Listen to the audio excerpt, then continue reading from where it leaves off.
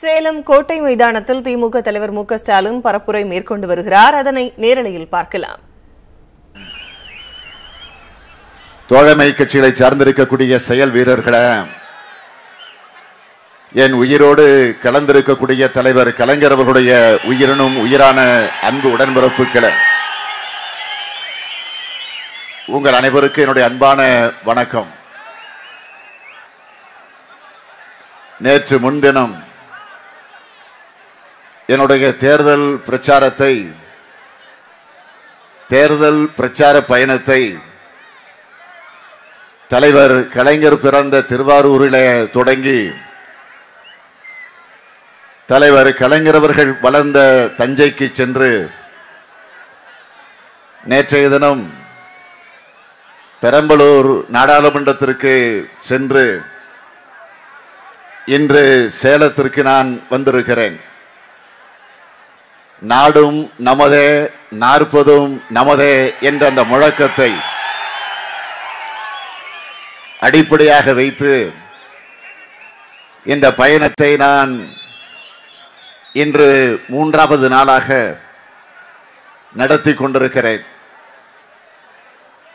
செல்லுகிற இடமெல்லாம் மக்கள் ஆர்வத்தோடு, ஆரவாரத்தோடு,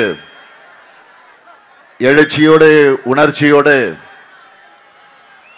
ஒன்றை ஒன்று மிஞ்சக்கூடிய அளவிற்கு போட்டி போட்டுக்கொண்டு மக்கள் திரளக்கூடிய அந்த ஆர்வத்தை, ஆரவாரத்தை பார்க்கிற நேரத்தில் நிச்சயமா, உறுதியா வருகிற நாடாளுமன்ற தேர்தலில் புதுவை உள்ளிட்ட 40 தொகுதிகளில் நம்முடைய அணிதான் வெற்றி பெறப் போகிறது என்பதை தெளிவாக எடுத்துச் சொல்லிக் கொண்டிருக்கிறது. இதற்கு என்ன காரணம் என்று கேட்டால், நம் மீது மக்கள் கொண்டிருக்கக்கூடிய நம்பிக்கையை அது இன்றைக்கு எடுத்துக்காட்டிக் கொண்டிருக்கிறது. ஆக நம் மீது காட்டக்கூடிய நம்பிக்கை மட்டுமல்ல, மத்தியில ஆட்சி பொறுப்பில் இருக்கக்கூடிய பாரதிய ஜனதா கட்சியின் மீது, மாநிலத்தில் ஆட்சி பொறுப்பில் இருக்கக்கூடிய அதிமுக ஆட்சி மீது மக்கள் கொண்டிருக்கக்கூடிய வெறுப்பையும் இன்றைக்கு இந்த கூட்டம் வெளிப்படுத்திக் கொண்டிருக்கிறது என்பதை நான் தெரிவிக்க விரும்புகிறேன். இந்த கோட்டை மைதானம் நிரம்பி வழிந்து கொண்டிருக்கிறது. ஆக இந்த கோட்டை மைதானம் நிரம்பி வழக்கூடிய காட்சியை பார்க்கிற போது சென்னை கோட்டையிலே நம்முடைய திராவிட முன்னேற்ற கழகத்தினுடைய ஆட்சி உதயமாக போகிறது என்பதற்கு அடையாளமாக இது விளங்கி கொண்டிருக்கிறது. கோட்டை மைதானத்தில் இந்த பிரச்சார கூட்டம் நடைபெறுகிற நேரத்தில் நான் ஒன்றை எண்ணி பார்க்கிறேன். திராவிட முன்னேற்ற கழகத்தினுடைய கோட்டைதான் சேலம் என்பதை நாம் மறந்துட முடியாது. இந்த சேலத்தை கோட்டையாக்கி தந்தவர்தான் நம்முடைய அன்புக்குரிய மறைந்த வீரபாண்டியார் அவர்கள் என்பதையும் நான் இங்கே நினைவுபடுத்த விரும்புகிறேன். சேலத்தை கோட்டையாக்கி விட்டு நம்மிடத்தில் ஒப்படைத்து விட்டு போயிருக்கிறார். நான் நினைத்து பார்க்கிறேன், கடந்த 2004ஆம் ஆண்டு இதே சேலத்தில் அண்ணன் வீரபாண்டியார் அவர்கள் முன்னின்று நடத்திய ஒரு மாநாடு. என்ன மாநாடு என்று கேட்டால், தலைவர் கலைஞர் அவருடைய முத்துவிழா மாநாடு. அந்த முத்துவிழா மாநாட்டை அவர்தான் முன்னின்று நடத்தினார். அப்படிப்பட்ட ஒரு மாநாட்டை நடத்துகிற போது தலைவர் கலைஞர் அவர்களை ஒரு சாரட்டு வண்டிகளை உட்கார வைத்து அந்த வண்டியை அண்ணன் வீரபாண்டியார் அவர்கள் ஓட்டி வந்த அந்த காட்சி இன்றைக்கு நம்முடைய மனதில் ஆழமாக பதிந்திருக்கிறது. ஆகவே இப்படிப்பட்ட வீரபாண்டியார்களை வீரபாண்டியார் போன்றவர்களை தமிழ்நாடு முழுவதும் தலைவர் கலைஞர் அவர்கள் உருவாக்கி தந்திருக்கிறார்கள். 1957 இருந்து 2016 ஆண்டு வரையில நடைபெற்றிருக்கக்கூடிய சட்டமன்ற தேர்தலில் தோல்வி என்பதையே அறியாமல் தொடர்ந்து வெற்றி பெற்றிருக்கக்கூடிய ஒரு தலைவர் உண்டென்று சொன்னால் அது நம்முடைய தலைவர் கலைஞர் அவர்கள்தான் என்பது உங்களுக்கு தெரியும். ஆக அப்படிப்பட்டவருடைய வெற்றி சின்னம்தான் உதயசூரியன். அந்த வெற்றி சின்னம் உதயசூரியனத்திலே நிற்கக்கூடியவர் தான் இதோ உங்களிடத்திலே வேட்பாளராக நிற்கிறார் எஸ்.ஆர். பார்த்திபன் அவர்கள். உதயசூரியன் சின்னத்தில் யார் போட்டியிட்டாலும் தமிழகத்தை ஒரு முறை அல்ல 5 முறை ஆண்டு இந்த தமிழகத்திற்காக பணியாற்றி இருக்கக்கூடிய தலைவர் கலைஞர் அவர்களே போட்டியிடுகிறார் என்றுதான் அர்த்தம் என்பதை நீங்கள் மனதிலே பதிய வைத்துக் கொள்ள வேண்டும். உதயசூரியன் சின்னத்தில் யார் போட்டியிட்டாலும் பள்ளி மாணவனாக 13 வயதை பெற்றிருக்கக்கூடிய தலைவர் கலைஞர் அவர்கள் திருவாரூர் நகர வீதிகளில் புலி வில் கயல் பதிந்திருக்கக்கூடிய தமிழ் கொடியை கையில ஏந்தி கொண்டு நம்முடைய தாய்மொழியாம் தமிழ் மொழியை காத்திட வேண்டும் என்பதற்காக அங்கிருக்கக்கூடிய மாணவர்களை ஒன்று திரட்டி இந்தி ஒழிக தமிழ் வாழ்க, ஓடி வந்த இந்தி பெண்ணே கேள், நீ தேடி வந்த கோழை உள்ள நாடிதல்லவே என்று போர்பரணி பாடிய தலைவர் கலைஞர் அவர்களே போட்டியிடுகிறார் என்றுதான் அது அர்த்தமாக அமைந்திட முடியும். எஸ்.ஆர். பார்த்திபனை நீங்கள் வெற்றி பெற வைக்கிறீர்கள் என்று சொன்னால் உதயசூரியனை உருவாக்கி தந்த அறிஞர் அண்ணா வெற்றி பெறுகிறார் என்று பொருள். பார்த்திபன் வெற்றி பெறுகிறார் என்று சொன்னால் அண்ணாவினுடைய அன்பு தம்பியாம் நம்முடைய தலைவர் கலைஞர் வெற்றி பெறுகிறார் என்று பொருள். பார்த்திபன் வெற்றி பெறுகிறார் என்று சொன்னால் இன்றைக்கு இந்த இயக்கத்தினுடைய தலைவனாக உங்கள் அன்போடு ஆதரவோடு பொறுப்பேற்றுக் கொண்டிருக்கக்கூடிய நான் வெற்றி பெறுவதாக பொருள். ஆக அந்த உணர்வோடு நான் உங்களை எல்லாம் கேட்டுக்கொள்ள விரும்புவது, உதயசூரியன் சின்னத்தில் நீங்கள் ஆதரவு தந்து நம்முடைய வேட்பாளர் எஸ்.ஆர். பார்த்திபன் அவர்களை வெற்றி பெற வச்சு நாடாளுமன்றத்திற்கு அனுப்பி வைக்க வேண்டும் என்று உங்களை எல்லாம் நான் கேட்டுக்கொள்ள விரும்புகிறேன். உதயசூரியன் உதித்ததற்கு பிறகுதான் இந்த தமிழ் சமுதாயம் வெளிச்சத்தை பார்த்திருக்கிறது. தாழ்த்தப்பட்ட, பிற்படுத்தப்பட்ட சிறுபான்மை சமுதாயத்தை சார்ந்திருக்கக்கூடிய அந்த தரப்பு மக்கள் கல்வியை கற்க முடிந்தது, வேலை வாய்ப்பை பெற முடிந்தது, தன்னம்பிக்கையை பெற முடிந்தது.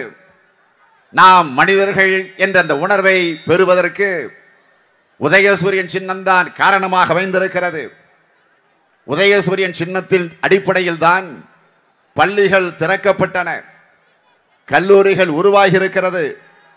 நம்முடைய பிள்ளைகள் பொறியாளர்களாக, இன்ஜினியர்களாக, மருத்துவர்களாக, வழக்கறிஞர்களாக இன்றைக்கு உருவாகி இருக்கிறார் என்று சொன்னால் அதற்கு காரணம் நம்முடைய உதயசூரியன் சின்னம்தான். உயர்கல்வி பெற்றவர்கள் உன்னதமான இடத்திற்கு இன்றைக்கு வந்திருக்கிறார்கள் என்று சொன்னால் நம்முடைய உதயசூரியன் சின்னம்தான் அதற்கு காரணமாக இருந்திருக்கிறது. அது மட்டுமல்ல, இதோ பக்கத்தில் இருக்கக்கூடிய சையத் அபி தெரு, அந்த தெருவிலே தான் தலைவர் கலைஞர் அவர்கள் 1.5 ஆண்டு காலம் குடியிருந்திருக்கிறார்கள் என்பதையும் நான் இங்கே நினைவு கூற விரும்புகிறேன். ஆகவே இன்றைக்கு இந்த சமுதாயம் இந்த அளவுக்கு ஓங்கி வளர்ந்து கம்பீரமாக நிற்பதற்கு காரணமாக இருந்தது நம்முடைய திராவிட இயக்கம். அந்த திராவிட இயக்கத்திற்கு அடித்தளம் அமைத்தது இந்த சேலம் தான் என்பதை நான் இங்கே பெருமையோடு குறிப்பிட விரும்புகிறேன். சுயமரியாதை இயக்கத்தையும் நீதி கட்சியும் இணைத்து திராவிடர் கழகம் என்ற பெயர் மாற்றம் 1944 ஆண்டு நடந்திருக்கிறது. அந்த 44ஆம் ஆண்டு அந்த பெயர் மாற்றம் நடந்த ஊர்தான் இந்த சேலம் என்பதையும் நான் குறிப்பிட விரும்புகிறேன். அப்படிப்பட்ட அந்த அந்த நிலை உருவாகிய நேரத்தில் அப்பொழுது அறிஞர் அண்ணா அவர்கள் ஒரு தீர்மானத்தை கொண்டு வந்தார்கள். அந்த தீர்மானத்திற்கு என்ன பெயர் சூட்டப்பட்டது என்று சொன்னால் அண்ணாதுரை தீர்மானம் என்றே சூட்டப்பட்டிருக்கிறது. ஆகவே இதையெல்லாம் நான் இங்கே நினைவு கூற விரும்புகிறேன். அது மட்டுமல்ல, எப்படி 1.5 ஆண்டு காலம் இதே கோட்டைக்கு பக்கத்தில் இருக்கக்கூடிய சையத் அபி தெருவில கலைஞர் குடியிருந்தார் என்று நான் சொன்னேனே. ஆக எந்த நிலையில் அவர் குடியிருந்தார் என்று சொன்னால் தலைவர் கலைஞருடைய வாழ்க்கையிலும் இந்த சேலம் மறக்க முடியாத ஊர் என்பதை நீங்கள் அறிவீர்கள். திரைப்படத்திற்கு வசனகர்த்தாவாக அவர் வருகிற நேரத்தில், அந்த பணியை நிறைவேற்ற வருகிற நேரத்தில் இதே சேலம் மாடர்ன் தியேட்டர்ஸில் தலைவர் கலைஞர் அவர்கள் அங்கே பணியாற்றி இருக்கிறார்கள். ஆக தலைவர் கலைஞர் அவர்களை கதாசிரியராக உருவாக்கிய பெருமை இந்த சேலத்திற்கு உண்டு என்பதை நான் இங்கே பதிவு செய்கிறேன். அப்படிப்பட்ட சேலத்திற்குத்தான் நான் வந்திருக்கிறேன். அந்த சேலத்தில் இருக்கக்கூடிய வேட்பாளருக்கு, பார்த்திபனுக்கு, உதயசூரியனுக்கு ஓட்டு கேட்க வந்திருக்கிறேன். பணிவோடு கேட்க விரும்புகிறேன். விரும்பி வேண்டி கேட்கிறேன். உரிமையோடு கேட்கிறேன். உங்களில் ஒருவனாக இந்த மேடையில் நின்று கேட்கிறேன். இன்னும் பெருமையோடு சொல்ல வேண்டும் என்று சொன்னால் தலைவர் கலைஞருடைய மகனாக நின்று உங்களுடைய இருகரங்குப்பி நான் கேட்டுக்கொள்ள கடமைப்பட்டிருக்கிறேன். திமுக கழகம் எப்பொழுதெல்லாம் ஆட்சி பொறுப்பில் இருந்திருக்கிறதோ, அறிஞர் அண்ணா தலைமையில் ஆட்சி இருந்த நேரத்திலும் சரி, அதற்கு பிறகு அவர் வழி நின்று பணியாற்றிய தலைவர் கலைஞர் அவர்கள் ஆட்சி பொறுப்பை தலைமையேற்று வழிநடத்திய நேரத்திலும் சரி, சாமானிய மக்களுக்காக எத்தனையோ திட்டங்கள் உருவாக்கி தரப்பட்டிருக்கிறது. உதாரணத்திற்கு சிலவற்றை நான் தலைப்புச் செய்தியாக குறிப்பிட விரும்புகிறேன்.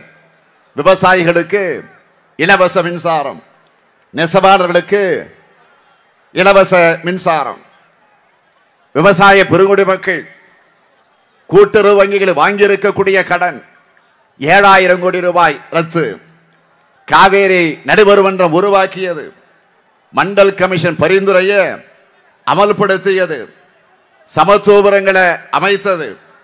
இதே தாய்நாடு நம்முடைய தமிழ்நாட்டிற்கு தமிழ்நாடு என்ற பெயரை சூட்டியது. சுயமரியாதை திருமணம் செல்லும் என்ற சட்டத்தை நிறைவேற்றி தந்தது.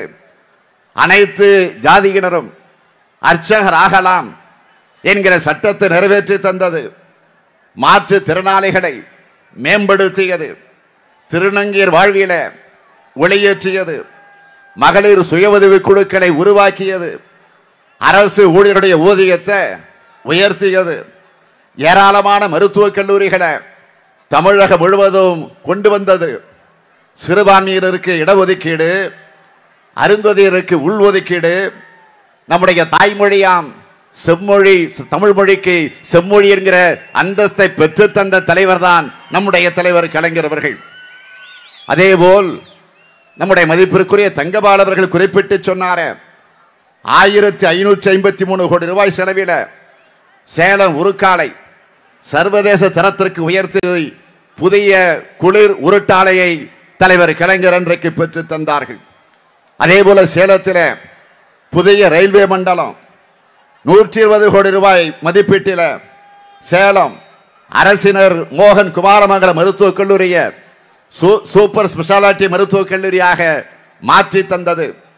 சென்னை மாநகரில் மெட்ரோ ரயில் திட்டம், கிருஷ்ணகிரி தருமபுரி மாவட்ட மக்கள் பயன்படக்கூடிய வகையில் ஒகேனக்கல் கூட்டு குடிநீர் திட்டம், இப்படி பல திட்டங்களை நாம் ஆட்சி பொறுப்பில் இருந்த நேரத்தில் நிறைவேற்றி தந்திருக்கிறோம். ஆனால் இன்றைக்கு ஆட்சியில் இருக்கக்கூடிய அதிமுக இதுபோல திட்டங்களை நிறைவேற்றி இருக்கிறோம் என்று அவர்களால் ஒன்றையாவது சொல்லக்கூடிய தகுதிய அந்த திராணிய அவர்கள் பெற்றிருக்கிறார்களா? சொல்லலாம். என்ன சொல்லலாம் என்று கேட்டால் அவர்கள் சொல்லக்கூடிய சாதனைகள் வேதனைகளாக இருக்கும். என்னென்ன வேதனைகள் என்று கேட்டால், கொடநாட்டில் கொள்ள, கொடநாட்டில் கொலை, குட்காவில மாமூல், அதில் அமைச்சரும் சம்பந்தம் உண்டு, டிஜிபியும் அதிலே உடன்பாடு உண்டு. இப்படி பல விவகாரங்கள்.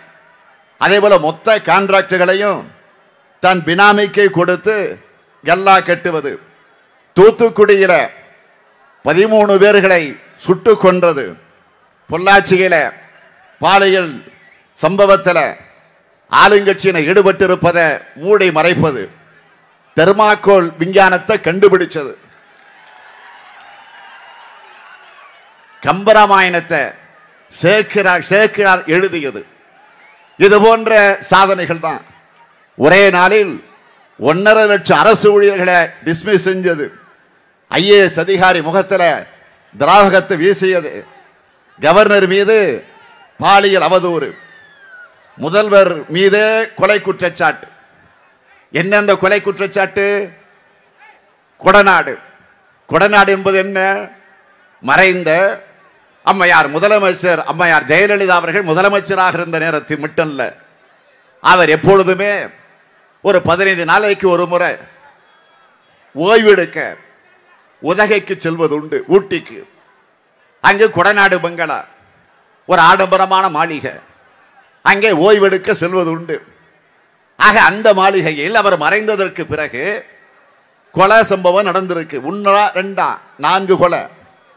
ஆக அதற்கு தொடர்ந்து 5 கொலை. ஆக 5 கொலைகள் அந்த கொடநாடு பங்களாவை ஒட்டி நடந்திருக்கிறது என்று சொன்னால் அதற்கு காரணமானவர்கள் யார்? இந்த விவகாரத்தை திமுக கழகத்தின் சார்பிலோ அல்லது காங்கிரஸ் கட்சியின் சார்பிலோ கூட்டணியில் இடம்பெற்றிருக்கக்கூடிய நம்முடைய தலைவர்கள் சார்பிலோ அது முதலில் வெளிக்கொண்டு வரப்படல. அதை கொண்டு வந்தது, மக்களுக்கு அதை விளம்பரப்படுத்தியது, அதற்கு யார் உடந்தையாக இருந்தார்களோ, அந்த கொலைக்கு யார் யாரை பயன்படுத்தி இருக்கிறார்களோ அவர்களே வெளிப்படையாக வந்து அந்த செய்தியை எடுத்து சொல்லி இருக்கிறார்கள். அம்மையார் ஜெயலலிதா அவர்கள் மறைந்து விட்டார்கள். மறைந்ததற்கு பிறகு அந்த கொடநாட்டில் இருக்கக்கூடிய 2000 கோடி ரூபாய் அதை அங்கிருந்து எடுத்துக்கொண்டு வர வேண்டும். ஆக பணம் மட்டுமல்ல, சில ரகசியங்கள். என்னெந்த ரகசியங்கள்?